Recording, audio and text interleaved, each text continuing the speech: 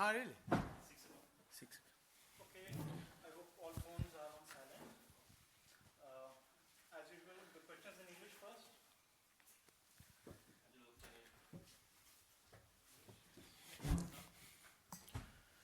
Angelo, can you give us an update on Thisara Perera and what exactly happened to him yesterday? He's fine. He just got hit on the head, but he's fine. He's, feeling very good. He's okay. Obviously, Dhananjay has joined the squad. Can you tell us, given the way Kusal played the last game, how big a loss it is, and what are Dhananjay's chances of featuring in tomorrow's game? It's very unfortunate to lose. Kusal, he batted extremely well. Given the fact that we brought him as the third opener, but he can bat in the middle as well. So he's always that player who can bat anywhere in the batting lineup. So that gives us a lot of options. And unfortunate that he's gone back. But Dhananjay Silva is also a very good player, and we had to bring him to the squad because we are left with only 7 batters at the moment. We haven't still had a good look at the wicket.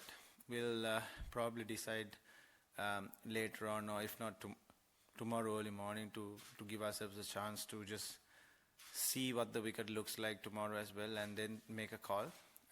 He has a good chance of playing, but we still haven't decided. A lot of the other teams in this tournament have spent the last couple of years playing a very similar style of one-day cricket. It feels like your team is still in development a little bit, and yet here you are on the verge, perhaps, of a semi-final of the Champions Trophy. Are you a little bit ahead of where you thought the team might be at this point? Well, look, we were just concentrating how we can get better and better each day. And, every single game is an opportunity and an experience to learn. And I think, yes, we've got a young set of players who are still coming through the ranks and who are still unfamiliar with the international, level. But, the skill is obviously there. We know what we can do. We showed the other day. We're not, we're not trying to get too far ahead. We just want to take one game at a time. We're not thinking about the semi-final as of now. We're just taking, Pakistan is on tomorrow. We've got to play really good cricket to beat them.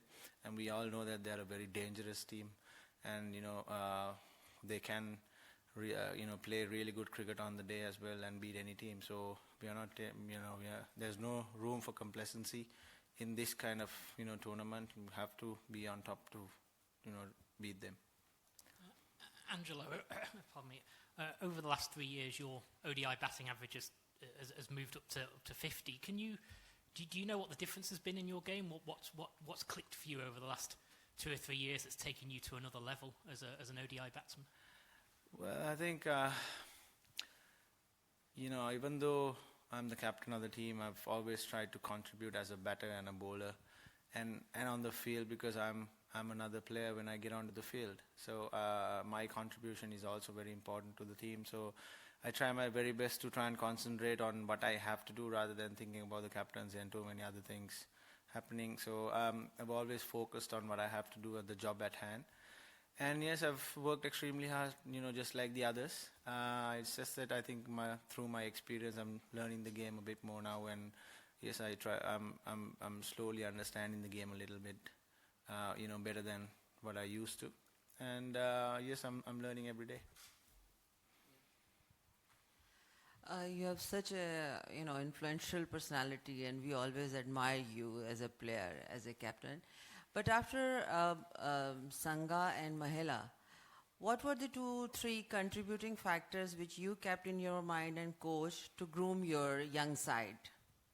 Yeah, as I always say, it's very easy to captain a side when you have Sangakkara, Mahelas, Lasith Malingas, all these guys, and the challenge began really after they retired. Lasith is obviously still with us, but Sangha and Mahela, when they retired, it created a lot of vacuum in the team, and we had to sort of pursue with the younger players then and give them confidence. It's not easy when you lose a few games here and there. It's never easy. The pressure is on, and it's just that you got to try and deal with the pressures and try and stick with them, give them a lot of confidence. And yes, we know the talent that we have in the dressing room. It's just that we need to try and stay positive with them and give them a lot of opportunities and give them a longer run being consistent with them, will obviously, we will see more results in the future.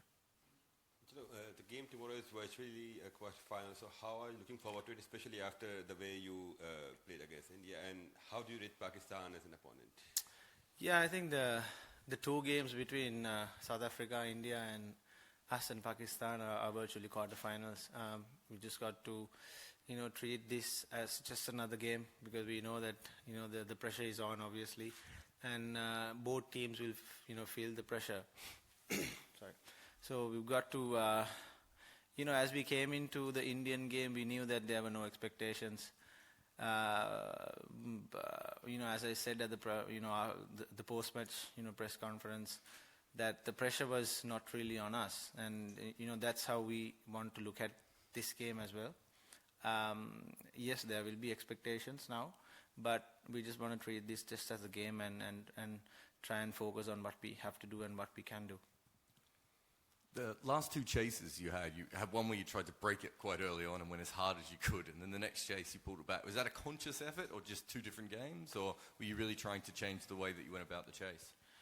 It was probably similar games. We just had to, after the good starts that we had in the last two games, we just had to, we just needed someone to bat through the innings, but still, at the same time, we needed the rate to be under 8, because the sooner the rate goes up 8.5 and 9, it's starting to become difficult for the batters, and they need to go for their shots. So that was a conscious effort to keep the rate down below 7.5, so that it's always the reaching. There's always you can reach it all the time, and it was we just needed someone to try and anchor the innings, which I had to do in the second, and I thought all the others batted brilliantly. I thought, Danushka and Kusal gave us that platform so that the middle order players could go out there and express themselves. Asela's cameo and Kusal's innings was a really game changer. Danushka looked very confident, and it didn't look as if he had to adjust to conditions and things. How important, Angelo, was having him right from the start with the team in case something happened to someone? Yeah, I think the credit should go to SLC on that, because they themselves told that it's better off to take 17, train with the squad, and acclimatize just in case if something happens, an injury occurs or something, and that really paid off, because he just had to walk in the day before the game. He just knew that he was going to play, and he just had to walk in, and because he was very familiar with the conditions, so the credit should go to SLC for thinking on those lines, and yeah, it really paid off. Any more questions in English? More ask? Angelo, මේ තිසරගේ injury එක කොහොමද? ඒකයි ධනංජය ඩිසිල්වා ඇවිල්ලා ඉන්නවා. ඒක එයා කොහොමද team එකට ඇතුළට එන්නේ? පොඩ්ඩක් සිංහලෙන්. තිසරගේ ඉන්ජරි එක ප්‍රශ්නයක් නැහැ. ඌ ඉතාමත් හොඳට ඉන්නවා. ඉතින් ප්‍රශ්නයක් නැහැ. ඊයේ ડોක්ටර්ස්ලා ෆිසියෝස්ලා බලලා කිව්ව ප්‍රශ්නයක් නැහැ කියලා එයාට ක්‍රීඩා කරන්න පුළුවන්. ඒ වගේම මේ ධනංජය ඩිසිල්වා ඇවිල්ලා ඉන්නවා. ඔහු පුහුණුවීම් කටයුතු වලටත් දැන් ඇවිල්ලා ඉන්නවා. ඒ වගේම මේ ඔහු ගහනවද නැද්ද කියන එක අපි තාම ඩිසයිඩ් කරලා නැහැ. මේ තනතිල්ල බලලා හෙට උදේත් බලලා තමයි අපි ඩිසයිඩ් කරන්න බලාපොරොත්තු වෙන්නේ අපේ කණ්ඩායමේ සංයුතිය. ඉතින් ඔහුටත් හොඳ අවස්ථාවක් තියෙනවා සෙල්ලම් කරන්න.